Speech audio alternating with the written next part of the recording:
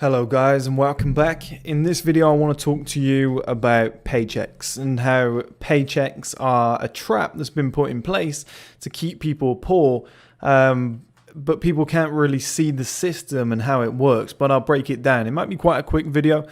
I'll add something towards the end and I'll break down what you can do to get out of that scenario and why it's such a trap, but I'll talk about paychecks first. Anybody who thinks I'm trying to do a Steve Jobs impression, it's just freezing in here. I moved into this office in summer. It was boiling. I'm trying to add some insulation as well. But yeah, I think I'm going to put some underfloor heating in below my feet here. It'd be easier. So on the topic of paychecks, all right, this is all you need to know about paychecks and how they work. So step one. They never pay you enough. So I don't know whether this is some elitist thing or conspiracy theorist thing. I don't know. But when people say they, it's very vague. I'm not talking about your employer. I'm talking about kind of the system that runs off keeping you poor, kind of 9-to-5 jobs and how they work. So, they say job stands for just over broke. Well, that's why they pay you monthly. You see, I've said to people for, probably 5-6 years now that if you get paid your yearly wage all in one go, what you can do with that changes the absolute game. It changes everything. It makes it so easy to get stuff done and accomplish things because you've got a large lump sum of money that is more effective and can have a larger sphere of influence over whatever you're trying to achieve. Okay? Now, it could be the same amount. So let's say you get paid $30,000 per year, but they pay you monthly. Now, per month, I think that's what, $2,300 per month, I think. So you're getting $2,300 per month, and it works out to be $30,000 per year, okay? Or somebody gives you $30,000 all in one go. Is it the same amount of money? Yes, it's the same amount of money, but because there's 12 months difference between that time frame, it's not the same amount of money. And this is something you need to understand, all right, guys?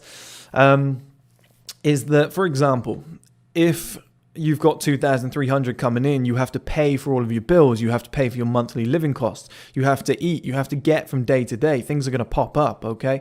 You've got all these costs, and then whatever you're left with is probably going to be something around, maybe if you're lucky, you've got £500, $500, euros, whatever it might be left over to actually have an effect on your life. Now, it doesn't take a genius or an entrepreneur or a billionaire to understand that £500, dollars, euros, whatever, isn't going to get you far in life. There's not a lot you can do with it. Now, you should inject that 500 into whatever you're trying to do and propel your life forward.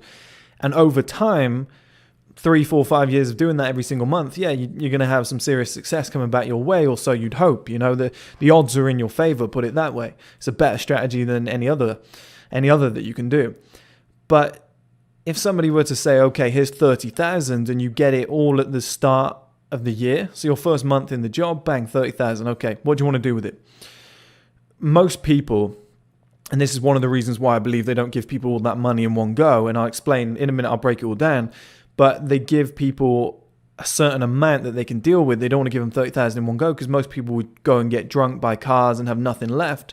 And then they wouldn't be able to survive for the rest of the year. It would be hard to stay in a job, obviously, if you've been paid 30,000, you're like, I want to leave early, and you can't. So it kind of works well in that 30-day period. But one of the hidden messages is that 30,000, you can change the entire game with it. So if somebody gave you $2,300 per month, it's hard to have a decent influence. If somebody gives you 30,000 per, in one go and says, yeah, you have a whole year, it's plausible that 30,000 could be invested, injected into something, push a business forward, or you make some smart investments, or you do something smart with it. And you then use that money that you make back off that money that you invested to make more money and more money and more money. And like the saying says, the more money makes money. The more money you have, the more money you attract. And if you had like 30,000 as a lump sum, you could have a massive sphere of influence because you have all that money at one time in one go. You can do a lot more with it in a shorter space of time. Now, here's how I'm going to break it all down, okay? you get paid monthly, all right? Let's say 2,300, like we said, something like a 30,000 a year kind of price, or an amount. 2,300 is enough to keep you alive, but it's not like the 30,000 that is going to change the game, all right? Now, if they were to pay you weekly or daily, it wouldn't be enough to keep you sane. So they don't pay you enough so that you can leave the company, change your life, become rich, have a bigger sphere of influence. That would be silly. And then on the other side of the coin, they don't pay you too little where you're going to revolt, be annoyed. You can't spend a lot at any given time to keep that economy going around, that circulation of cash. I'm going to buy makeup, clothes. I'm going to go out drinking with the boys. Like, you have spare disposable money to do these sort of things with. So they don't pay you too little where you can't do those things. They don't pay you too much where you can actually change the game, rise up and become successful. They pay you just enough, I call adult pocket money, to keep you happy and tricking along and in this trap. And this is why I call it a paycheck trap, is because if it was too little, you would revolt. You'd say, fuck this, I need to change my life. This isn't enough. If it was a massive, giant chunk of money, like 30,000 in one go, you could change the game tomorrow, bang. It might take you 2-3 months and, right, okay, we're up and running. That's a huge injection of cash. Anybody could go and you could probably get a deposit on a house with that kind of money. Yeah, it wouldn't make you a lot back, but you could then pick up a second job and, by the next year, if they paid you that money again, all of us would be rich pretty quickly with that strategy. And this is why it's such a trap, because you're not getting a huge amount of money. You're not getting too little. You're right in this middle section where it keeps you going for 30 days and it's just enough money for you to not be able to change your life, but have a good one. You're comfortable. You're in a middle class kind of society. You're not starving. Your basic needs are all ticked, but you're able to buy things that you like. You're able to buy headphones. You're able to buy cameras. You're able to buy clothes. You're able to buy microphones. And, it keeps you trapped in this little cycle where you're like, I need to do something with my life. I need to change. I need to get out. But this isn't too bad. This is okay. Things aren't too bad. Now, how do you get out of this cycle? Because it's very tough, guys, And most people are living month to month where you get all these entrepreneurs online which say, you want to make it in life? Quit your job. When I quit my job, I became successful the next month. It's like, guys, most people can't do this. Like, we have bills, we're fucked, financially. I've been in that scenario where if you quit your job, you wouldn't be able to eat. So it's like, shut the fuck up, we can't do this. So how do you get out of this scenario? Well, the only way out is to use those paychecks. You got to play the game. Sometimes you just can't win, all right, guys? Sometimes the system's in place. It's bigger than you are. You just got to play the game. So if you're getting 2,300 per month, you better make sure that over 1,000 of that is being used to put into your business, your investment, your idea, to get out of that scenario. If you start becoming a spender, a consumer, just buying shit, just living month to month, it's never going to change. It's going to be on this merry-go-round where it just keeps going round and round and round, and although I said that, sometimes you need your paycheck to survive, and the best strategy, like I said, is to save as much as possible and re-inject it. As much as you need your money to survive, at some point you need to take a risk. Like when I was really young, I got my paycheck come in. I had around about £500 left. I went about £1,000 into my overdraft, so I was on minus 1,000. What was it? About minus, just over, I think, minus 1,000. And I did this multiple times because I knew that if I injected that money in quickly and just took that punch to the chin, it would be shit in the short term, but in the long term, it would pay off. And I've done that multiple times where I've had large lump sums in my bank account. And instead of being like, hey, just going to sit on it, enjoy it, I'm doing all right in life, I've been willing to go down to being broke as long as I put the entire kitty straight back in, the entire fund. And that's kind of the risk-taking mentality you need to get from 9-to-5 monthly paycheck, automated 20 grand a day income. It's not going to change, guys, unless you do. So, you can sit there all you want and you say, look, I do need my paychecks to survive. And you need to obviously mitigate that risk as much as possible so you don't put yourself in a silly situation. That's what it is. Don't be silly, Don't have minus £200 in your bank account and go and take a 10 grand loan and then spend all that on a business and you lose your job that same day and you're like, it's fine, Chris told me to, that's just silly, right? But once the condition is favorable, and I'm not talking, oh, you've got 100 grand in your account, you can take a risk. I'm saying if you've got £800 left over and you need £1,000 to fund your new business idea, let's say you've made a fitness supplement and they're asking for 1,500 to get this ball rolling, you're going to have to put your 800 in and then go into debt. You know, I know that sounds like terrible advice, but it's that's the kind of commitment you might need to do. Now, waiting another month, yeah, it might be a smarter idea for you. But you've got to be willing sometimes to be like, okay, in the short term, I will suffer. In the short term, my life will look shit.